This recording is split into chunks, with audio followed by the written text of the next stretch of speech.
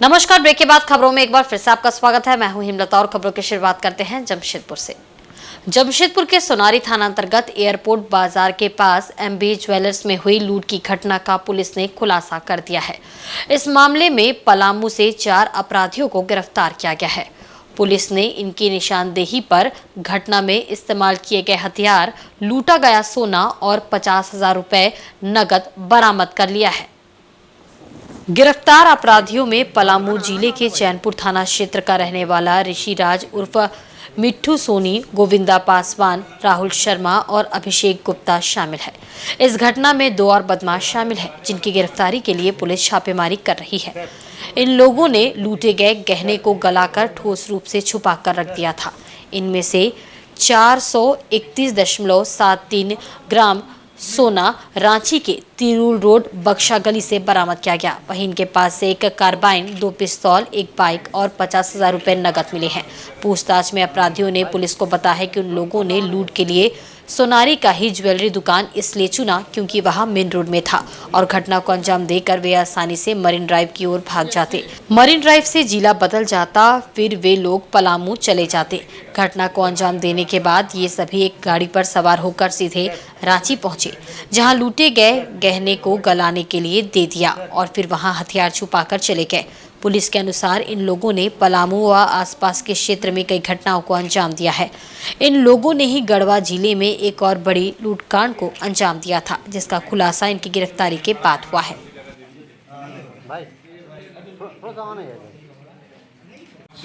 2024 को सोनारी थाना अंतर्गत एक ज्वेलरी शॉप में एक लूट की घटना को अंजाम दिया गया था और जिसमें कि बड़ी मात्रा में जो ज्वेलरी थी उसकी लूट हुई थी।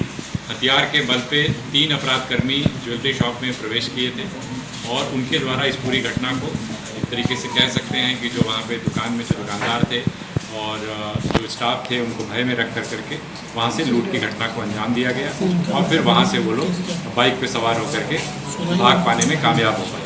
इसको लेकर के सिटी एसपी के नेतृत्व में एक एसआईटी का गठन किया गया, जिसमें कि डीएसपी हेडक्वार्टर 1, हेडक्वार्टर 2, थाना प्रभारी और इसके अलावा अन्य सब इंस्पेक्टर्स एवं टेक्निकल सेल के जो कांस्टेबल्स हैं वो शामिल थे और उनके द्वारा लगातार इसके ऊपर कार्रवाई की गई। जो भी मानवीय आसूचना और तकनीकी आसूचना है उसका संकलन किया गया, उसके ऊपर लगातार काफ़ी मेहनत की गई और उसके बाद इसमें जो हम लोग को इनपुट्स मिले उसके आधार पर कुल मिलाकर के 4 अपराधकर्मियों की इसमें गिरफ्तारी हुई है, जिसमें एक ऋषिराज उर्फ मिट्ठू सोनी, दूसरा गोविंदा पासवान, तीसरा राहुल शर्मा और चौथा अभिषेक गुप्ता। जब इस पूरे घटना का जो उद्भेदन जो हुआ है और जिस प्रकार से मामला सामने आया है उसमें यही बात निकल कर के आई है कि कुल मिलाकर के इसमें अभी तक 6 अपराधकर्मियों की संलिप्तता की बात सामने आई है, जिसमें कि 4 की गिरफ्तारी हुई है। 2 अन्य की गिरफ्तारी हेतु अभी छापेमारी की जा रही है और इनको रिमांड में लेकर के और विस्तृत पूछताछ की जाएगी। तो कुल मिलाकर के ऐसा कह सकते हैं कि इसमें एक अच्छी कामयाबी मिली है पूरी टीम एफर्ट के द्वारा और इस कांड का जल्द ही खुलासा किया गया है। रिकवरी भी की गई हैं, अरेस्टिंग्स भी हुई हैं और फर्दर अरेस्टिंग्स के लिए हम लोग प्रयास कर रहे हैं। वहीं जमशेदपुर के कदमा बाजार में हुई भोलू कुम्हार उर्फ तारिणी कुम्हार की गोली मारकर हत्या मामले में पुलिस ने 2 आरोपियों को गिरफ्तार किया है। इनके पास एक देशी कट्टा व 3 जिंदा कारतूस बरामद किए गए हैं। सोमवार को एसएसपी ने प्रेस वार्ता में इसका खुलासा किया। गिरफ्तार आरोपियों में से एक सरायकेला खरसबा जिले के आदित्यपुर थाना क्षेत्र स्थित आरआईटी विद्युत नगर निवासी राहुल पंडित और दूसरा जमशेदपुर के कदमा शास्त्री नगर का रहने वाला प्रशांत कुमार कापड़ी उर्फ बिट्टू कापड़ी है। बिट्टू के खिलाफ पहले से 6 आपराधिक केस दर्ज है। एसएसपी किशोर कौशल ने बताया कि बिट्टू कापड़ी के वॉशिंग सेंटर की झोपड़ी से ये हथियार बरामद किया गया है। पुलिस मामले की जांच कर रही है और इस कांड में शामिल और अभियुक्तों की तलाश की जा रही है। एसएसपी ने बताया कि मृतक भोलू कुम्हार का भी आपराधिक इतिहास रहा है। घटना के कुछ दिनों पूर्व ही वह जेल से बाहर आया था। मिली जानकारी के अनुसार भोलू कुम्हार शातिर अपराधी सागर लोहार के गिरोह से जुड़ा था। सागर लोहार और विक्की नंदी गैंग के बीच वर्चस्व की लड़ाई चल रही है। इसी विवाद के कारण हत्याकांड को अंजाम दिया गया है। बता दें कि गत 23 मई को कदमा बाजार में चापड़ से हमला कर भोलू कुम्हार की हत्या कर दी गई थी। के पास में भोलू कुमार और तारनी कुमार की गोली मारकर हत्या कर दी गई थी, जिसको लेकर डीएसपी हेडक्वार्टर 2 के नेतृत्व में एक टीम का गठन किया गया, जिसकी एसपी सिटी मॉनिटरिंग कर रहे थे और इसमें त्वरित कार्रवाई करते हुए कांड का अनुसंधान किया गया, जिसमें जो लोग शामिल थे उसमें एक तो नेम्ड था। इसके अलावा उसमें जो बाकी लोग शामिल थे उनका भी अनुसंधान के दौरान उनकी संलिप्तता स्पष्ट हुई, जिसको लेकर पुलिस के द्वारा लगातार छापामारी की जा रही थी।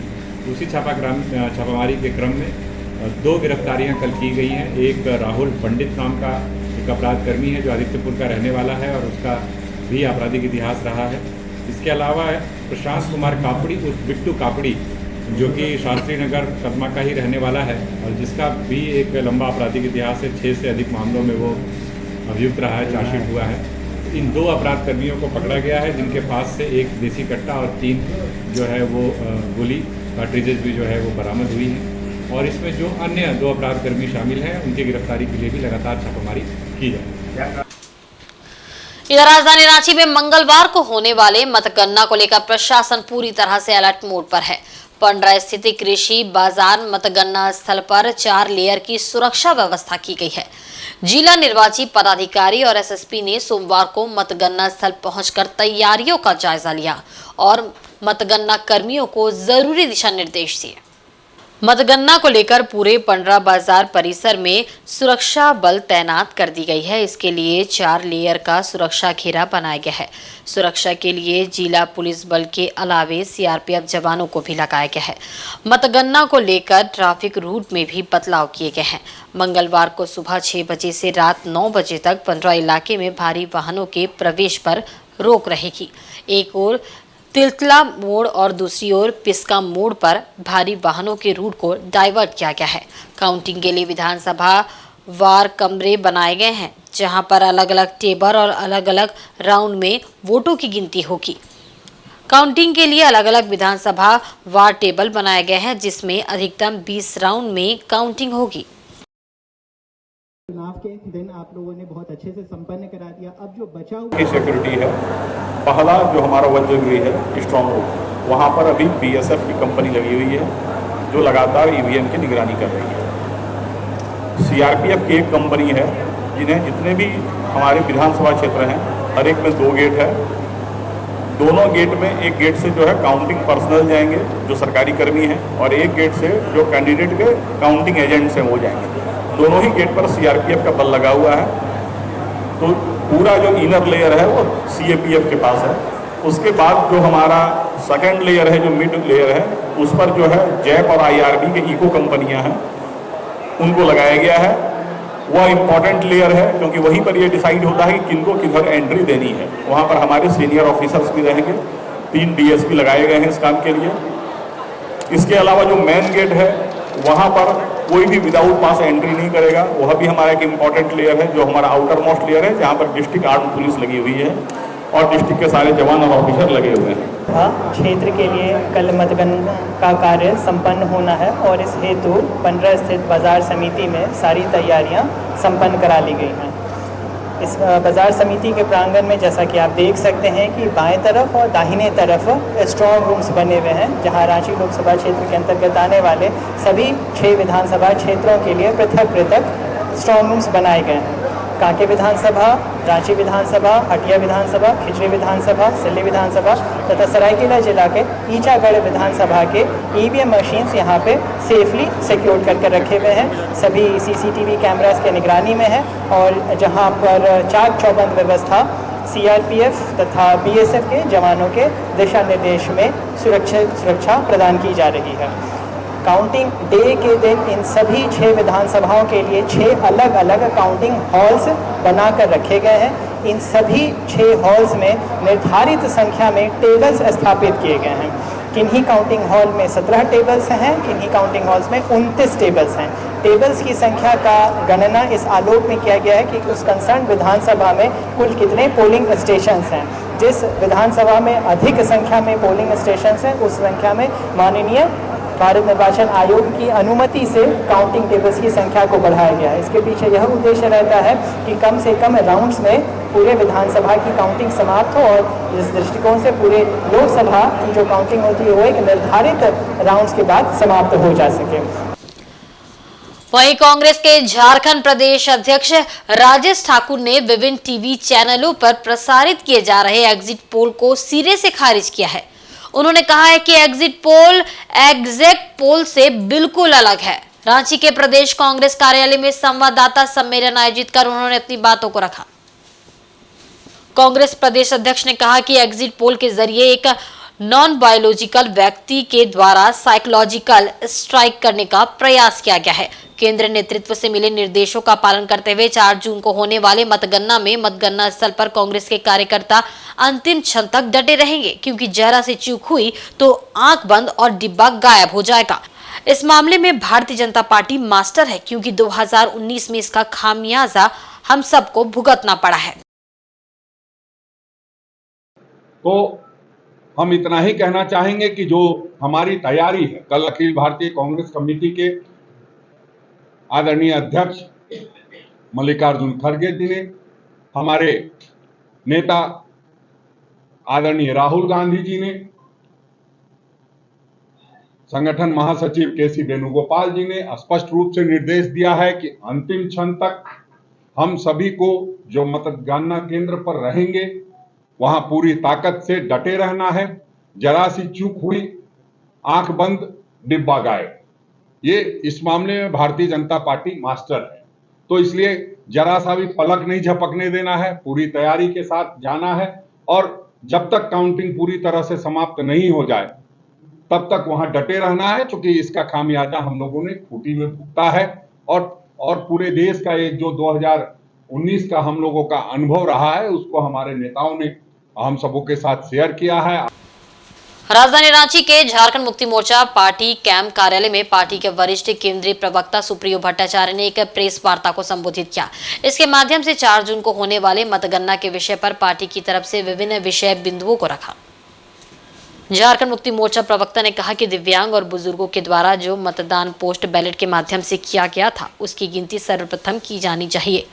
फॉर्म 17C की उपलब्धता हर काउंटिंग एजेंट के सामने हो, किसी प्रकार का कोई पावर कट ना हो एवं 4 जून को होने वाले मतगणना के बाद भारतीय जनता पार्टी को 350 सीटों से निष्कासित किए जाने का काम जनता ने किया है। कि कई कंपनियां ने एक साथ मिलकर जो एग्जिट पोल किया है वो सही मायनों में सही इसलिए है कि एग्जिट का मतलब होता है निकास। तो भारतीय जनता पार्टी के गठबंधन को ऑन एन एवरेज 350 सीटों से निकास करने का काम किया कि इसमें डिपार्चर हो गया है और इसमें अराइवल इंडिया का हो गया। तो ये एग्जिट पोल का नतीजा था। एग्जैक्ट पोल का नतीजा कल होगा। आप सबको बहुत बहुत बधाई। इधर सरायकेला जिले के आदित्यपुर थाना अंतर्गत केंदूगांच के पास बीते दिनों एक युवक की हत्या कर शव को बोरे में फेंक देने के मामले में पुलिस को बड़ी सफलता मिली है। मृतक की पहचान बिहार के नवगछिया के तेतरी दुर्गा स्थान के रणवीर शर्मा के रूप में हुई है। उसकी हत्या प्रेम प्रसंग में की गई थी। इस मामले में रणवीर की सालडी बस्ती निवासी प्रेमिका रूबी देवी तथा उसके पति पूर्ति शर्मा को पुलिस ने गिरफ्तार किया है। रणवीर की 4 पुत्री और 1 पुत्र है। वह अपने गांव में ही बढ़ाई का काम करता था। आरोपी महिला मृतक की दूर की रिश्तेदार बताई जा रही है। रणवीर शर्मा अपने गांव से चलकर आदित्यपुर में अपनी प्रेमिका से मिलने आया था। वह मांझी टोला स्थित अपने कथित भगनी के घर पहुंचा। 16 मई की रात में पूर्ति शर्मा ने रणवीर को अपनी पत्नी के साथ आपत्तिजनक हालत में देख लिया। इसके बाद उसने गुस्से में आकर रणवीर के चाकू मारकर और कपड़े से गला दबाकर हत्या कर दी और साक्ष्य छुपाने के उद्देश्य से शव को बोरे में बंद कर फेंक दिया। बताया जा रहा है कि रणवीर की हत्या में विश्वेश्वर शर्मा और उसकी पत्नी भी आरोपी है, जो कि फरार है।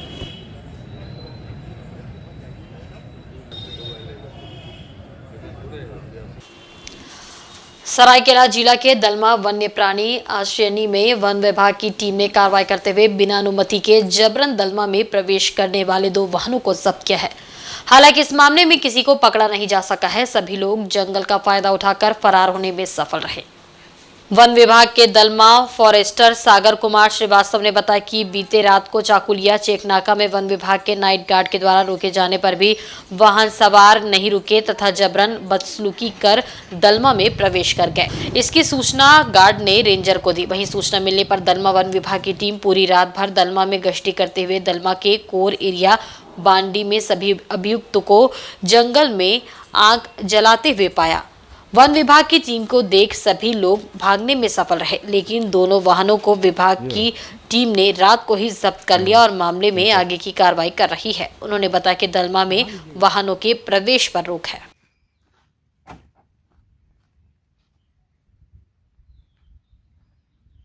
बजे के लगभग में चकुलिया चेकनाका में 2 4 व्हीलर आया। उन्होंने जाने की अनुमति मांगी पर नाइट गार्ड द्वारा उन्हें मना किया गया, तो उन्होंने जबरन धक्का मुक्की करके नाइट गार्ड से वो लोग आश्रयनी में प्रवेश कर गए।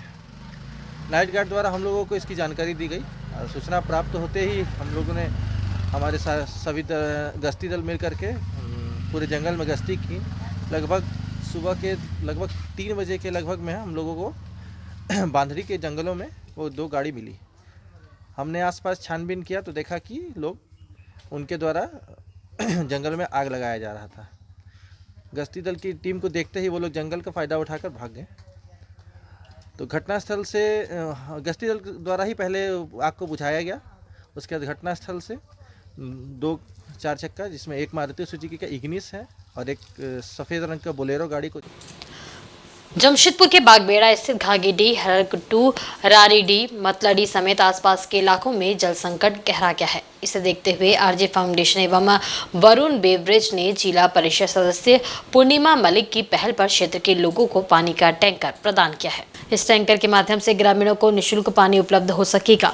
मालूम हो कि क्षेत्र में पानी की समस्या को देखते हुए जिला परिषद सदस्य पूर्णिमा मलिक ने आरजे फाउंडेशन और वरुण बेवरेज से टैंकर देने का आग्रह किया था।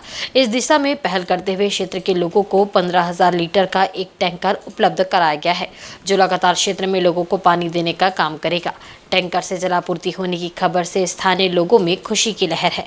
सोमवार को एक सादे समारोह में टैंकर आमजनों के सुपुर्द किया गया। सामाजिक संस्था सेवा ही लक्ष्य की देखरेख में पानी का वितरण किया जाएगा।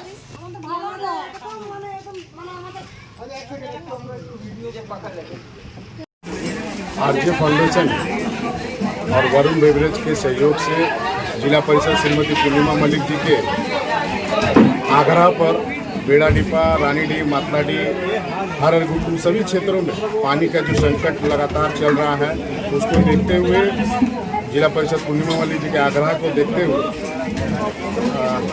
आरजे फाउंडेशन द्वारा 15,000 लीटर का टैंकर लगातार इस क्षेत्र में पानी का वितरण किया जाएगा, जिससे यहाँ के लोगों को पानी से संकट जो है उससे थोड़ा निजात मिलेगा। और हम लोग प्रयास भी कर रहे हैं कि इसको परमानेंट सॉल्यूशन कैसा किया जाए। हालांकि पाइपलाइन का काम चल रहा है, लेकिन उसको और भी बेहतर तरीका से करके उसको लगातार क्षेत्र में पानी का व्यवस्था परमानेंट सॉल्यूशन के हिसाब से हम प्रयास कर रहे हैं। सरायकेला जिला के कूदरसाई गांव में सोमवार को उस वक्त हड़कंप मच गया जब अचानक एक 7 फीट का विशाल अजगर सांप निकल आया। इसे देखने के लिए ग्रामीणों की भीड़ उमड़ पड़ी। सूचना मिलने पर स्नेक कैचर ने पहुंचकर रेस्क्यू करते हुए उसे जंगल में छोड़ दिया। तब जाकर लोगों ने राहत की सांस ली। कूदरसाई गांव में एक विशालकाय अजगर को देख लोगों में अफरा तफरी मच गई। ग्रामीणों ने इसकी सूचना स्नेक कैचर राजा बारिक को दी। राजा बारिक तत्काल घटनास्थल पर पहुंचे और अजगर को रेस्क्यू किया और वन विभाग को सूचित करते हुए सांप को घने जंगल में छोड़ दिया गया। हालांकि इतने बड़े सांप को रेस्क्यू करना आसान नहीं था। लगभग 2 घंटे के प्रयास के बाद इसे काबू में किया जा सका। 7 फीट लंबे अजगर को जंगल में सुरक्षित छोड़ दिया गया है।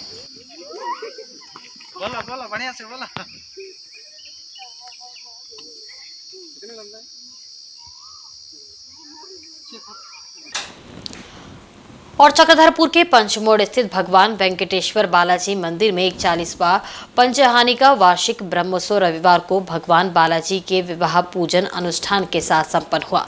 इस विशेष पूजा में भारी संख्या में श्रद्धालुओं की भीड़ उमड़ी। इस दौरान विवाह के लिए भगवान बालाजी की प्रतिमा को स्नान कराकर हल्दी का लेप लगाया गया। इसके बाद संध्या में विवाह पूजन अनुष्ठान की शुरुआत हुई। इस पूजन समारोह में भगवान बालाजी का विवाह माता पद्मावती और माता भूदेवी के साथ दक्षिण भारतीय रीति रिवाज के साथ कराया गया। विवाह से पहले भगवान बालाजी, माता पद्मावती एवं माता भूदेवी की मूर्तियों को सोना चांदी के आभूषण, रेशमी वस्त्रों से श्रृंगार किया गया था। तिरुपति से आए पंडितों ने दक्षिण भारतीय परंपरा के अनुसार पूरे विधि विधान से वैदिक मंत्रोच्चारण कर भगवान बालाजी का विवाह संपन्न करवाया। इसके बाद चक्र स्नान कराया गया। वहीं मंदिर में सुबह 6 बजे सुप्रभात, तोमल सेवा, नित्य होम, ध्वजा अवरोहनम, पूर्णाहुति एवं पंडित सम्मान का आयोजन किया गया। इस दौरान पूरा मंदिर दक्षिण भारतीय गाजे बाजे की धुन से गूंजायमान रहा।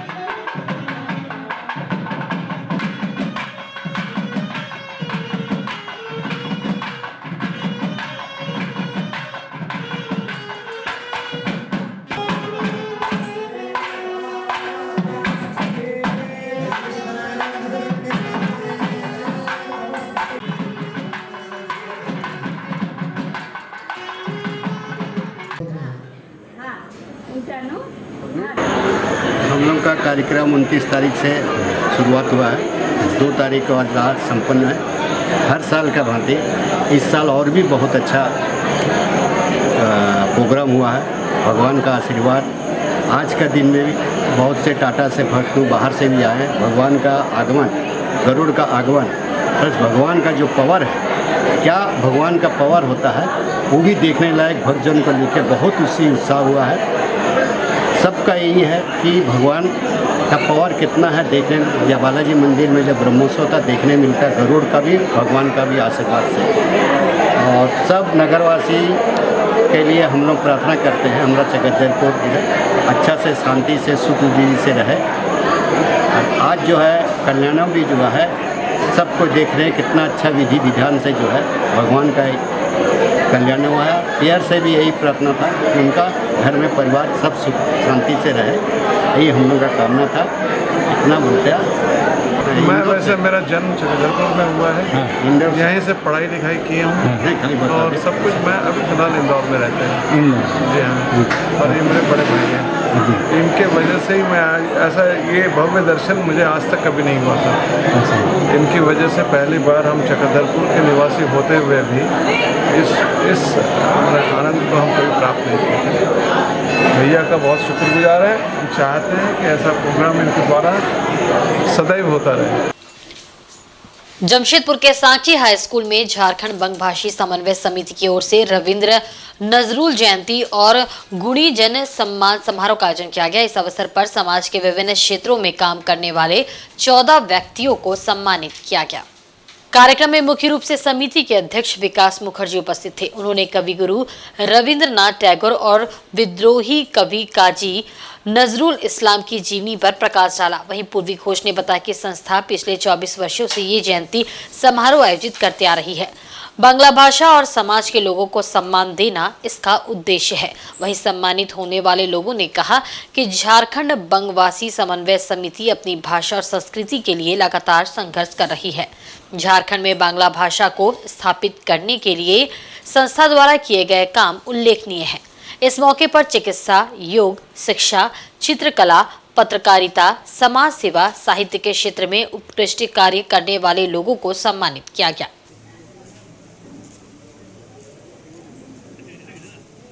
झारखंड बंगवासी समन्वय समिति का हम लोग का कवि इस्लाम और रविंद्रनाथ जी दोनों का जन्म जयंती मनाया जाता है आज से 24 साल से। आज खास करके हर साल हम लोग भूमि जय को संबर्धना भी देते हैं। इस साल सबसे अच्छा लगा कि आज समिति मुझे चयन किया है सम्मानित करने। ये मेरे लिए बहुत एक सौभाग्य की बात है और इससे मैं प्रेरित होकर समाज में और भी आगे काम करने का मेरा ऊर्जा और बढ़ता है। इन सबका स्नेह, इन सबका आशीर्वाद मेरे चलने के बाद को और भी स्मूथ बना देगा। वहीं पूर्वी सिंहभूम जिले के मुसाबनी में झारखंड आंदोलनकारी स्वर्गीय रामदास महाली की 14वीं पुण्यतिथि उनके पैतृक आवास लीपुडी में सादगी के साथ मनाई गई। इस मौके पर कई लोगों ने उनकी तस्वीर पर माल्यार्पण कर श्रद्धांजलि अर्पित की। बता दें कि रामदास महाली ने झारखंड को अलग राज्य का दर्जा दिलाने की लड़ाई में अग्रणी भूमिका निभाई थी। इसके फलस्वरूप 15 नवंबर 2008 को तत्कालीन मुख्यमंत्री मधु कोड़ा की सरकार ने प्रशस्ति पत्र देकर उन्हें सम्मानित किया था। लेकिन दुर्भाग्य की बात है कि रामदास महाली के परिवार को आज तक झारखंड सरकार की ओर से न तो पेंशन दिया गया और न ही किसी भी तरह की कोई सहायता प्रदान की गई। इस दौरान उनके शहीद स्मारक में भी उनके द्वारा किए गए कार्यों को याद करते हुए लोगों ने उन्हें श्रद्धांजलि दी। मौके पर स्वर्गीय रामदास महाली की बड़ी बहन प्रीता हेम्ब्रम, आनंद हेम्ब्रम, कान्हू सामंत समेत कई लोग मौजूद थे।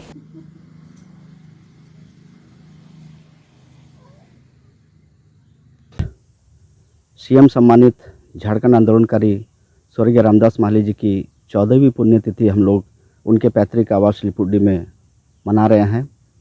इस अवसर पर बच्चों के बीच में जो है खिचड़ी भोग का वितरण किया जा रहा है। रामदास महाली जिन्होंने झारखंड अलग राज्य की लड़ाई में एक अग्रणी भूमिका अदा की थी और उसी के फलस्वरूप तत्कालीन मुख्यमंत्री मधु कोड़ा जी की सरकार में वर्ष 2008 में शिबू सोरेन, दिसोम गुरु शिबू सोरेन, राजद प्रमुख लालू प्रसाद यादव की उपस्थिति में मधु कोड़ा जी ने उन्हें प्रशस्ति पत्र देकर सम्मानित किया था और स्वर्गीय रामदास महाली के ऊपर 3 दर्जन से भी ज़्यादा मुकदमे दर्ज हुए। 4 बार कुर्की जब्ती हुई घर की और कई यातनाएं सहनी पड़ी और इसके बावजूद भी आज तक उनको उचित सम्मान नहीं दिया गया। आज तक झारखंड सरकार की ओर से ये दुर्भाग्य है कि उनको पेंशन भी नहीं दिया गया, जबकि रामदास महाली जी एक ऐसे योद्धा के रूप में झारखंड आंदोलनकारी के रूप में उभरे थे। इतनी यातनाएं सहने के बावजूद भी उनका हिम्मत कभी नहीं हारा और अलग झारखंड की राज्य की लड़ाई में उन्होंने एक अग्रणी भूमिका अदा की। आज उनकी दीदी रीता हेम्ब्रम जी जो यहाँ पे उपस्थित है, उन्होंने उनके आंदोलन के दरमियान तन मन धन से उनको सपोर्ट किया, उनकी सेवा की।